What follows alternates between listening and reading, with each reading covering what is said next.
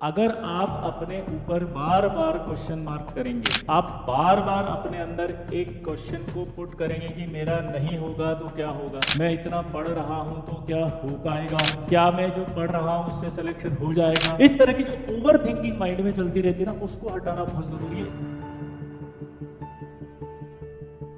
Sir थोड़ा सा motivate कर दीजिए यार। मोटिवेशन देखो क्या होता है ना, सिंपल सी बात, एक बात याद रखो लाइफ के अंदर कि मोटिवेशन जो होता है,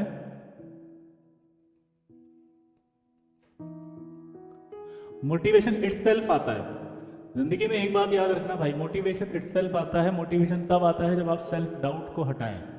अगर आप अपने ऊपर बार बार क्वेश्चन मार्क करेंगे, आप बार बार अपने अंदर एक क्वेश्चन को पुट करेंगे कि मेरा नहीं होगा तो क्या होगा, मैं इतना पढ़ रहा हूं तो क्या हो पाएगा, मेरा क्या मैं जो पढ़ रहा हूं उससे सिलेक्शन हो जाएगा, क्या मैं जो स्टडी कर रहा हूं वो सफिशिएंट है, क्या मैं जो पढ़ रहा हूं उससे मेरा सिलेक्शन होकर मैं अपने सपनों को पूरा कर लूंगा क्या। इस तरह की जो ओवर थिंकिंग माइंड में चलती रहती है ना, उसको हटाना बहुत जरूरी है। इस समय सबसे इंपॉर्टेंट चीज पता है क्या है, आपको सेल्फ डाउट हटाना पड़ेगा। आपको किस चीज पर वर्क करना है, सेल्फ डाउट पर। ये सेल्फ डाउट अगर आप लोगों ने खत्म करना शुरू करके काम करना शुरू कर दिया ना, तो भाई आप जिंदगी में बहुत कुछ कर सकते हो।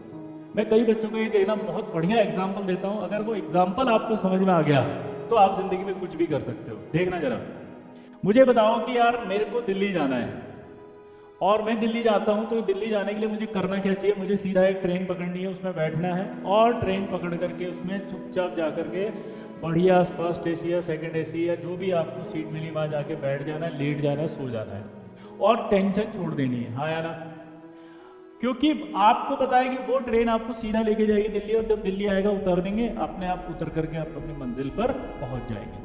इसी तरह से जब आप एक कोचिंग ज्वाइन कर लेते हैं और टीचर्स पर फेथ रखते हैं, वहाँ के नोट्स को अच्छे से पढ़ते हैं, वहाँ के मॉड्यूल्स को अच्छे से करते हैं, वहाँ के डीपीपीस को अच्छे से करते हैं, किसी भी कोचिंग में आप पढ़ रहे हैं लेकिन वहाँ पर फेथ रखते हुए अगर आप सिस्टमेटिक काम करते हैं, तो इसका मतलब आप उस ट्रेन में बैठ चुके हैं जो ट्रेन आपको आईआईटी के पास लेके जाएगी। समझ के बात को?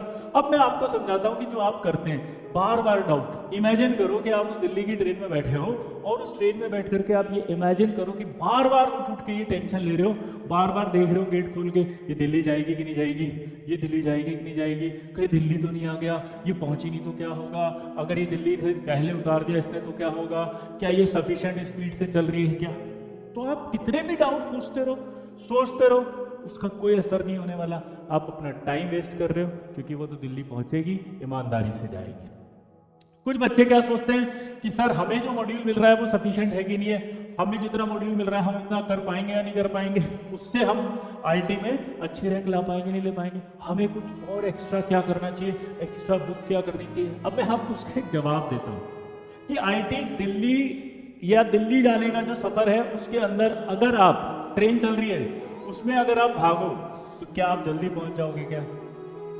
समझना, अगर ये एग्जांपल आपको लाइफ में समझ में आ रहा है, तो एक ट्रेन है, आप उसमें बैठ गए, वो दिल्ली उतार रही है, ट्रेन में आप भाग रहे हो ये सोच के कि यार मैं जल्दी पहुंच जाऊंगा क्या, सर मैं अगर जल्दी जल्दी भागू तो पहुंच जाऊंगा क्या, तो बेवकूफी कहलाएगी ना वो तो। क्योंकि उस ट्रेन के अंदर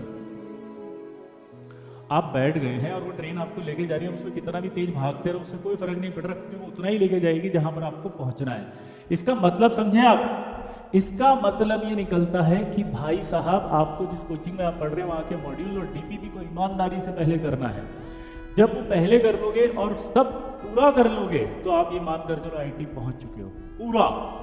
अगर आप वहां आईआईटी पहुंच चुके हो तो इसका मतलब डेफिनेटली अब आप एक्स्ट्रा कुछ करना है तो दिल्ली स्टेशन पे उतर के करो, यानी कि आपने वो मॉड्यूल्स कंप्लीट कर लिए, आपने वो डीपीपी कंप्लीट कर ली, आपने वो सारा कंप्लीट कर लिया। तो अगर ये सब आपने कंप्लीट कर लिया तो वो कंप्लीट करने के बाद आप जाकर के फिर एक्स्ट्रा होमवर्क करो, यानी कि ये कब करना है, जब आपका कोर्स खत्म हो जाए। कोर्स कंप्लीट करने तक आपको कोई अपने आप को डिस्ट्रैक्ट नहीं करना है, डाउट पे नहीं आना है। कोर्स कंप्लीट करने तक आपको सिर्फ मॉड्यूल, डीपीपी शीट और टेस्ट पेपर जो दिए जा रहे हैं उनको चुपचाप करते रहना। अब जब कोर्स खत्म होगा तब आपको एक्स्ट्रा बुक करनी है, तब आप चाहो तो एक्स्ट्रा प्रैक्टिस करो, तब चाहो तो आप एक एक्स्ट्रा टेस्ट सीरीज कर सकते हो, क्योंकि आपको अपने एनालिसिस करनी है रिवीजन करके दौरान। तो ये सारी चीजें आपके दिमाग में तब लाएं जब आपका कोर्स खत्म हो जाए।